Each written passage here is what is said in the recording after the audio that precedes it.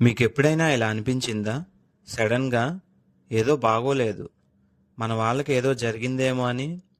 అప్పుడు వెంటనే ఫోన్ చేస్తే నిజంగానే ఏదో ప్రాబ్లం జరిగిన సందర్భం ఉందా? ఇంకో ప్రశ్న, ఎలక్ట్రాన్‌ని అబ్జర్వ్ చేయకపోతే అది ఒక ఫిక్స్డ్ ప్లేస్‌లో ఉండదు. కానీ మెజర్ చేసినప్పుడు ఒక చోట కనిపిస్తుంది. అదే దేవుడి ప్రిన్సిపల్ కూడానా? అన్ని చోట్ల ఉండి మన దృష్టి పెట్టినప్పుడే కనిపిస్తున్నాడా? ఇంకో ఇంట్రెస్టింగ్ క్వశ్చన్, క్వాంటమ్ ఫిజిక్స్ ప్రకారం ప్యారలల్ యూనివర్సెస్ ఉండొచ్చంటే హిందూ ధర్మంలో చెప్పే దేవలోకాలు, క్రిస్టియానిటీలో చెప్పే హెవెన్, ఇస్లాంలో చెప్పే జనహ్, ఇవి కూడా ఇంకో డైమెన్షన్స్ లేదా యూనివర్సెస్ అయి ఉండొచ్చా? మనకు కనిపించకపోవడానికి కారణం మన సైన్స్ ఇంకా అక్కడికి చేరకపోవడమేనా? వీటన్నిటికీ క్వాంటమ్ ఫిజిక్స్ ఏం సమాధానాలు చెప్తుంది? Welcome to our channel. ఈ 3 క్వశ్చన్స్కి కూడా ఇప్పుడు వన్ బై వన్ మనం ఆన్సర్స్ అయితే తెలుసుకుందాం. ఇప్పుడు మొదటి ప్రశ్న చూద్దాం. మన వాళ్ళకి ముందే ఎలా అనిపిస్తుంది? చాలామంది ఇలా అంటారు, నాకు ముందే అనిపించింది ఏదో కీడు జరుగుతుందని. ఎక్స్పెషల్లీ మదర్ టు చైల్డ్ మధ్య లేదా క్లోజ్ ఫ్యామిలీ మెంబర్స్ మధ్య ఫోన్ చేస్తే నిజంగానే ఏదో జరిగిందంటారు. ఇది కోఇన్సిడెన్సా లేక మనం కనిపించని కనెక్షన్తో కనెక్ట్ అయి ఉన్నామా? ఈ క్వశ్చన్కి క్వాంటమ్ ఎంటాంగిల్మెంట్కి సంబంధం ఏంటి? అసలు క్వాంటమ్ ఎంటాంగిల్మెంట్ అంటే రెండు పార్టికల్స్ కనెక్ట్ అయి ఉన్నప్పుడు వాటి మధ్య ఎంత దూరం ఉన్నప్పటికీ, ఐ మీన్ ఒక పార్టికల్ ఇండియాలో ఇంకో పార్టికల్ అమెరికాలో ఉన్నప్పటికీ కూడా ఒక పార్టికల్ యొక్క స్థితిని బట్టి మరొక పార్టికల్ యొక్క స్థితి తక్షణమే నిర్ణయించబడుతుంది. ఇది మనకి క్వాంటమ్ ఎంటాంగిల్మెంట్ అంటే. ఇక్కడే ఒక ఇంట్రెస్టింగ్ యాంగిల్ ఉంది.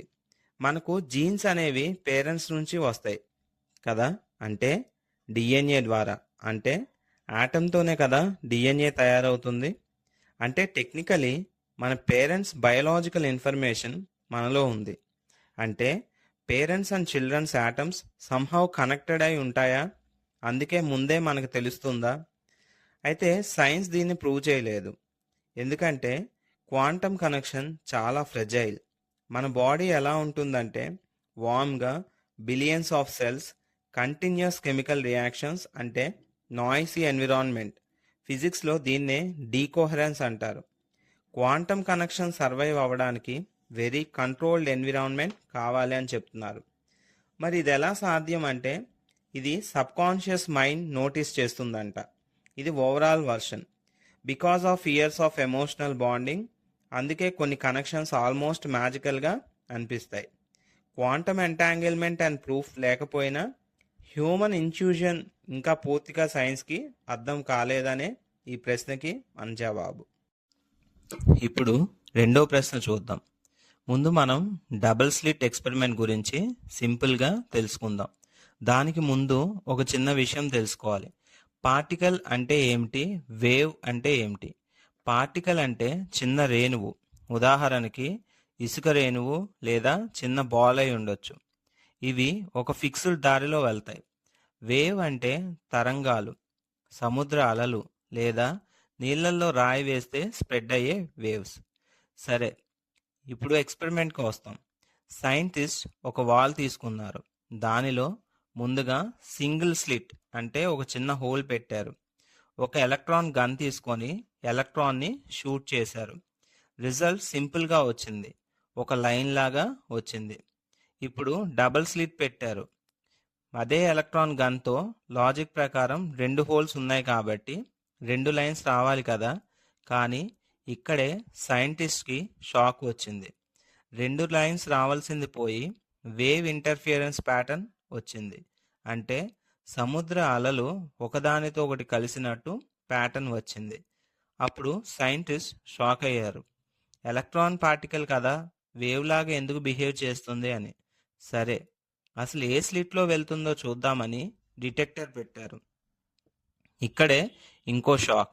డిటెక్టర్ పెట్టిన వెంటనే వేవ్ ప్యాటర్న్ మాయం, మళ్ళీ ఎలక్ట్రాన్ పార్టికల్లా బిహేవ్ చేసింది. ఇప్పుడు రెండు లైన్స్ లాగా వచ్చింది.